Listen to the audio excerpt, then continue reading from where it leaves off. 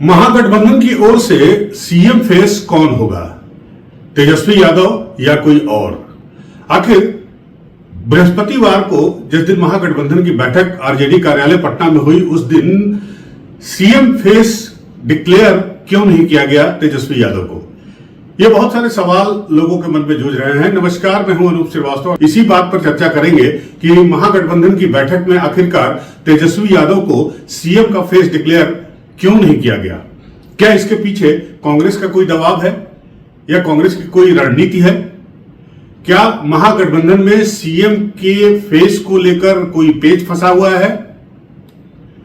जाहिर है ऐसा कुछ दिखाई और सुनाई जरूर पड़ रहा है। आपको बता दें कि महागठबंधन के चुनावी बैठक गुरुवार को पटना के आरजेडी कार्यालय में हुई और इस बैठक के पहले ये उम्मीद लगाई जा रही थी कि इस बैठक में तेजस्वी यादव को महागठबंधन का सीएम फेस डिक्लेयर कर दिया जाएगा। गौरतलब है कि इस गठबंधन की बैठक के पहले दिल्ली में कांग्रेस के नेताओं के साथ मल्लिकार्जुन खड़गे और राहुल गांधी के साथ तेजस्वी यादव की बैठक हुई थी। उस बैठक में क्या बातें हुई ये तो नहीं पता चल पाया, लेकिन इतना जरूर जो सूत्र है उनके मुताबिक ये पता चला कि इस बैठक में सीट शेयरिंग पर चर्चा हुई। आपको बताना चाहूंगा कि पिछला जो चुनाव हुआ था 2020 का, उसमें आरजेडी 144 सीटों पर चुनाव लड़ी थी और उसने 75 सीटें जीती थी और वो सबसे बड़ी पार्टी बनकर उभरी थी, जबकि कांग्रेस 70 सीटों पर चुनाव लड़ी थी और उसे महज 19 सीटें मिली थी। तो क्या आरजेडी इस बार कांग्रेस को 70 सीटें नहीं देने जा रही है या कांग्रेस 70 सीटों पर या उससे ज्यादा सीटों पर चुनाव लड़ने के लिए दबाव बना रही है?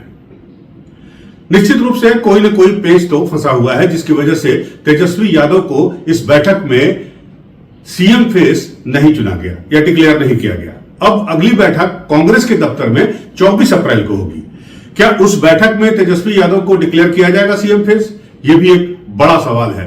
लेकिन अब सबकी निगाहें कांग्रेस पर लगी हुई हैं। क्या कांग्रेस आरजेडी से अलग होकर चुनाव लड़ने का जोखिम मोल ले सकती है?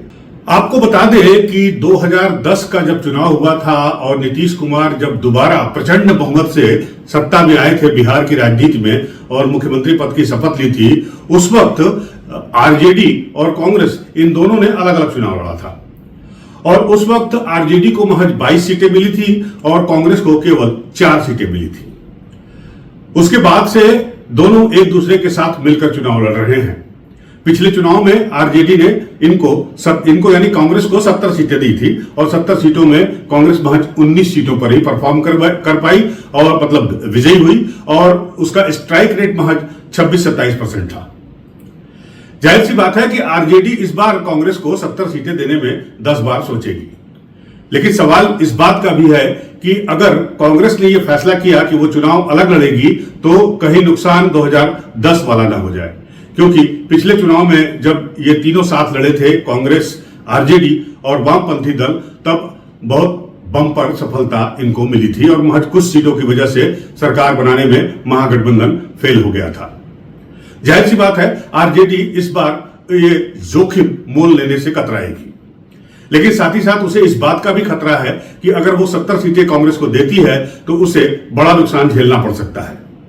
लिहाजा आरजेडी पेशोपेश में है कि क्या किया जाए और कांग्रेस इसी बात का फायदा उठाकर उस पर दबाव बना रही है कि जो सीएम फेस है उसको चुनाव के बाद डिक्लेयर किया जाए। कांग्रेस बिहार में बहुत तेजी से काम कर रही है। आपको पता है कि पिछले 4 महीनों में राहुल गांधी 3 बार बिहार का दौरा कर चुके हैं और साथ ही साथ बिहार के प्रदेश अध्यक्ष और बिहार के प्रभारी दोनों में बदलाव भी किया जा चुका है कांग्रेस आलाकमान के द्वारा।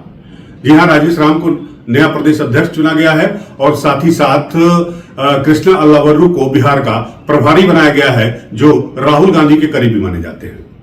साथ ही साथ अखिलेश सिंह की विदाई कर दी गई। ये वही अखिलेश सिंह हैं जिन्होंने 2020 में आरजेडी से 70 सीटें झटकने में सफलता पाई थी। लेकिन साथ ही साथ कांग्रेस के कुछ नेताओं का यह भी कहना है कि उन 70 सीटों में करीब 25-30 सीटें ऐसी थी जिस पर आरजेडी भी बड़ी मुश्किल से जीत पाती है या कभी जीत नहीं पाई है, जिसकी वजह से कांग्रेस को महज 70 सीटों में 19 सीटों पर सफलता मिली थी। इस बार कांग्रेस ये चाह रही है कि उसकी मनपसंद सीटें जो है वो आरजेडी उसको दे और वो सीटें उनकी संख्या 70 से कम ना हो।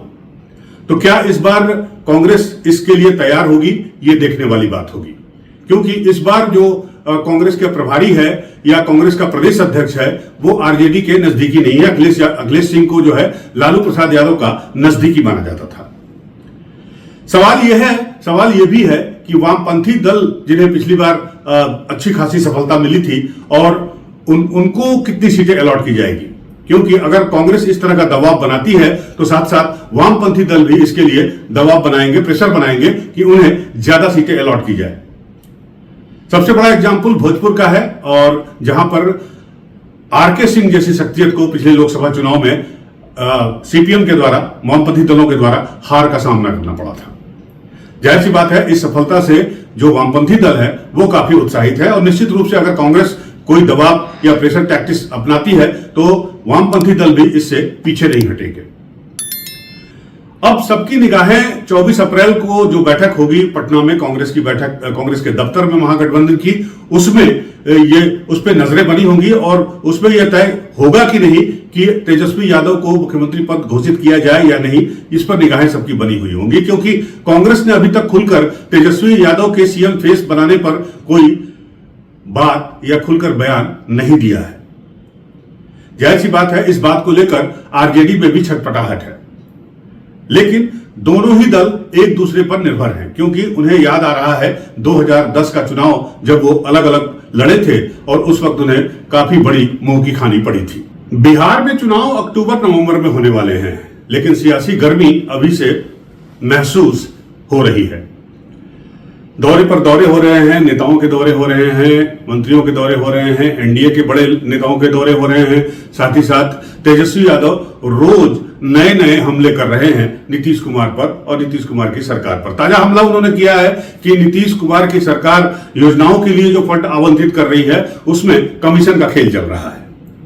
25 से 30% कमीशन लिया जा रहा है ताकि चुनावी फंड इकट्ठा हो सके और चुनावी बैतरणी को पार किया जा सके। तेजस्वी यादव के हमले तेज हो रहे हैं, साथ ही साथ उनके ऊपर बीजेपी के भी हमले तेज हो रहे हैं। इसमें दिलचस्प बात यह है कि नीतीश कुमार कुछ नहीं बोल रहे हैं। नीतीश कुमार ने जो कुछ बोला या उनको सुना गया वो सदन में ही सुना गया।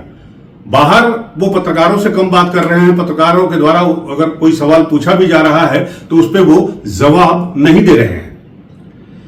उनके बदले जो जवाब आ रहा है वो आरजेडी के प्रवक्ताओं के द्वारा आ रहा है या फिर बीजेपी के मंत्रियों, नेताओं के द्वारा आ रहा है। आखिर नीतीश कुमार शांत क्यों है और नीतीश कुमार को लेकर भी बीजेपी कोई खुलकर अप्रोच क्यों नहीं दिखा रही है? क्यों नहीं बीजेपी का शीर्ष नेतृत्व ये डिक्लेयर कर रहा है कि नीतीश कुमार ही जो है वो सीएम पद की शपथ लेंगे अगर एनडीए दोबारा सत्ता में आती है तो? हालांकि अमित शाह ने ये कह दिया है, क्लियर कर दिया है कि नीतीश कुमार के चेहरे पर ही चुनाव लड़ा जाएगा और वही हमारे मुख्यमंत्री होंगे, लेकिन इस बात को ठोक बजाकर कोई नहीं कह रहा है। खासकर अगर बीजेपी शीर्ष नेतृत्व की बात की जाए तो अब बिहार में चुनावी सिनेरियो बड़ा दिलचस्प हो गया है। देखिए, चुनाव में लड़ाई तो सिर्फ दो के बीच है, महागठबंधन के बीच में और एनडीए के बीच में, लेकिन मुख्यमंत्री के फेस को लेकर अभी तक दोनों दलों में कोई सहमति हमको लगता है कि नहीं बन पाई है। जो घटक दल हैं, जो सहयोगी दल हैं, उनमें और मेन दलों में, चाहे वो आरजेडी हो चाहे वो बीजेपी हो। यह तय माना जा रहा था कि तेजस्वी यादव को सीएम का फेस बना दिया जाएगा। दिल्ली की बैठक के पहले भी ये बात कही गई। आप जब गुरुवार को बैठक हुई पटना में आरजेडी के दफ्तर में महागठबंधन की, उसमें भी ये कहा गया, लेकिन उसमें भी ऐसा नहीं हुआ। और अब 24 अप्रैल को जो बैठक होगी उसमें होगा या नहीं, इस पर भी शंकाएं जाहिर की जा रही हैं। उधर एनडीए में भी इस मुख्यमंत्री पद को लेकर अभी संशय की स्थिति बनी हुई है। हालांकि चुनाव जो है वो नीतीश कुमार के नेतृत्व में ही लड़ा जाएगा, लेकिन इस बात की गारंटी अभी तक किसी ने नहीं दी है कि अगर चुनाव जीत गए तो नीतीश कुमार ही मुख्यमंत्री पद की शपथ लेंगे। साथ ही साथ उनके स्वास्थ्य को लेकर जिस तरह से तेजस्वी यादव हमले बोल रहे हैं, उससे भी इन शंकाओं को बल मिल रहा है। तो बिहार का चुनावी परिदृश्य जो है वो बड़ा ही दिलचस्प हो चला है, बड़ा ही कौतूहल भरा हो चुका है। अब तेजस्वी यादव सोलो नेता हैं या नहीं हैं, बनेंगे या नहीं बनेंगे, ये पूरा डिपेंड करता है कांग्रेस के रुख पर और सीट बार्गेनिंग पर। निश्चित रूप से आरजेडी और कांग्रेस के बीच जो सीटों की बार्गेनिंग इस बार होगी वो दिलचस्प होगी और ये देखना बड़ा दिलचस्प होगा कि कांग्रेस कितनी सीटें हथियाने में सफल हो पाती है, साथ ही साथ वो सीटें जो उसे पसंद है, जहां पर उसे लगता है कि उसकी स्थिति मजबूत है। उधर आरजेडी भी ऐसा कुछ करना नहीं चाहेगी कि जिससे गठबंधन की ताकत जो है वो बिहार में कमजोर हो सके, क्योंकि आप अगर देखिए कि कांग्रेस अगर चुनाव मिलकर नहीं लड़ती है तो दिल्ली में आम आदमी पार्टी के साथ उसका समझौता था, लेकिन दिल्ली में दोनों ने चुनाव अलग अलग लड़ा और नतीजा क्या हुआ कि कांग्रेस को एक भी सीट नहीं मिली और आम आदमी पार्टी सत्ता से बाहर हो गई। इसी तरह उत्तर प्रदेश के उपचुनाव में भी 10 सीटों को लेकर पेच फंस गया कांग्रेस और समाजवादी पार्टी के बीच में और अंत में कांग्रेस ने आज ही जाकर कह दिया कि वो चुनाव नहीं लड़ेंगे। ऊपर उन्होंने कहा कि वो समाजवादी पार्टी की मदद करेंगे, लेकिन ऐसा कुछ नहीं हो पाया और समाजवादी पार्टी ने चुनाव अकेले लड़ा और उसे महज 3 सीटें मिली। तो कमोबेश यही सूरत हाल बिहार में भी दिखाई दे रहा है, लेकिन उम्मीद यह की जा रही है कि आने वाले दिनों में कोई न कोई सॉल्यूशन निकल जाएगा और अल्टीमेटली तेजस्वी यादव को सीएम फेस डिक्लेयर कर दिया जाएगा। अब देखने वाली बात यह होगी कि ये कब तक होता है। बनी रहेगी हमारी नजर, आप भी हमारे साथ बने रहिए। मिलते हैं आपसे अगले वीडियो में, और अगर आपको हमारा ये वीडियो पसंद आया हो तो हमारे वीडियो को लाइक और सब्सक्राइब करना ना भूलिएगा। नमस्कार, जय हिंद।